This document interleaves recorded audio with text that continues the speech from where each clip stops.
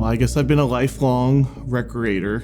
I grew up in Pittsburgh, Pennsylvania. I grew up in a borough right outside the city called Etna. We had a city pool, and there wasn't much really in Etna except for a city pool, so that was kind of my babysitter all summer. So I spent about every single day opening the clothes at the pool. I knew I was going to join the military kind of early because where I grew up, there wasn't a lot of opportunities for post-secondary, college. So I knew I was going to join the military. I joined the military right out of high school. I went through all my basic training. They sent me to Fort Wainwright, Alaska. So I went from a very urban city environment to the middle of nowhere in Alaska. I deployed overseas to Iraq. I came back, wasn't in a good mental state at the time. I drank a lot, and I actually had another soldier that was in my unit. His name was William Merritt. He actually took me hunting for the first time, and I just loved it. It was Alaska. It was in the fall. It was just like brisk, cold weather, and it just felt great being out there. I slowly just started doing more and more things outdoors. I started hiking, camping, and fishing. I really got into fishing. And I noticed I was drinking a lot less, because if I was drinking all night, I couldn't go fishing early in the morning. So I didn't realize it at the time, but there was a slow transition there. And then winter hit, and I did not know what to do in the winter. You could fish in the winter up there, but it's very different fishing. So I actually got into snow machining. I took an MWR trip, Morale Welfare Recreation, on Fort Wainwright. And I took the beginner course, learned how to do it. 2 weeks later, I was leading trips through our Better Opportunities for Single Soldiers program. And I just fell in love with leading trips. So I started volunteering at the MWR, doing outdoor recreation trips. I still didn't really think that was a career, and it was just something fun to do that was, kind of different. And I just got to do all kinds of different things. I met my now wife, Kim. We actually met at a Better Opportunities for Single Soldiers event, volunteering with Big Brothers Big Sisters.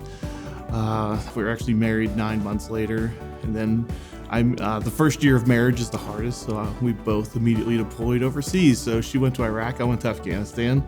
So we spent our first year of marriage apart, came back, still liked each other. I liked each other so much that we had a daughter together. That's when I realized maybe I didn't want to be in the military anymore. So we both got out of the military. We came to Texas. I kind of had a moment in life where I actually just went hiking. And I was just like, what do I want to do? And I thought about the times I was happiest, and that was on those MWR trips. So I was like, how do I do that and make money? So I didn't even know recreation. You could get a degree in recreation at that time, but I started researching it. And I was like, well, if I'm going to go to college, I want to go to the best college I can find. So I researched all of them, Clemson, Indiana. And then there's one that really stuck out because it was only an hour away from where I was living. That was Texas A&M. They have a fantastic, Parks and Recreation program there. So I went there, finished in 2 years, my bachelor's. Still wasn't sure the route I wanted to go. I ended up doing my internship. Mandatory internship you have to do. So I went to Maine, and I left my family in Texas. Went up to Maine. I worked for the Great Pond Outdoor Adventure Center. It's a Navy MWR program. It's a campground that only active duty and retiree military can use. Just absolutely fell in love that summer. But it was just great. It just really made me love those people. I knew I wanted to get into, military recreation. Started working at Naval Air Station Fort Worth. Started as a part-time working at their outdoor recreation building, running just outdoor trips. We're on a lake, so we had boat rentals. We did canoe and kayaking trips, and just loved it. We actually had to move to the other side of Dallas-Fort Worth for my wife's work. So I actually took a job with the city of Murphy. I left military recreation as a program, running programs with the city of Murphy. I did that for a year. City of Allen is opening up a new recreation center, the Stephen G. Terrell Recreation Center. I really wanted to be part of kind of a project like that, to have leave a thumbprint on a city and help open up a brand new facility. So as soon as I got an opportunity, I applied and got hired. I've only been there since May, but right now we're just working on getting it open. But when I was working military recreation, I was part of the Armed Forces Recreation Professional Development Committee, and it just gave me an opportunity to speak to a lot of college students, mostly via Zoom, because that was kind of during the COVID in post-COVID times. But I always told people just to find opportunities, find volunteer opportunities to test things out. Because when you're a volunteer, you don't have to have such a big commitment to it. You don't have to change, you don't have to move somewhere. You just find something local to volunteer with, and it gives you a taste of it. And just find something you're passionate about. Where I grew up is very low income, a lot of Section 8 housing. And the community pool was where everyone went and everyone just had fun. You escape your life.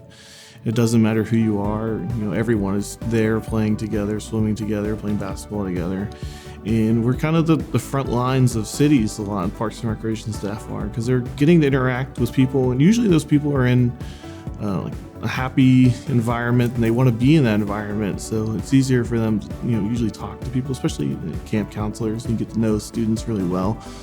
They share things with you and you get to learn about their lives and realize that maybe what you see as your community isn't what the community really is. You get to see all aspects of it. Everyone's got different lives. Just providing new opportunities. That's all I want for my daughters. Have as many opportunities as possible. You never hear someone say, no, you can't do that, especially as a young girl. I mean, it's gotten so much better in the world. She's so involved in art and loves science, and I want her to think that she can be anything she wants to be when she grows up. And Parks and Recreation, we have camps. She's like my little secret shopper for some camps. She goes to all my camps. I feel like I'm preparing her for a life in Parks and Recreation because she goes to everything. But she just went to a vet camp, so she learned how to be a vet for a week.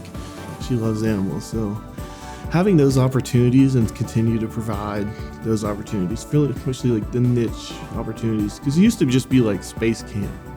That was a little bit of everything, but now I've seen programs where they use Legos to build robots that can breakdance, and it just blows my mind that we provide these opportunities and that these opportunities are out there. Because when I grew up, it was the pool. You went to the pool. That was it.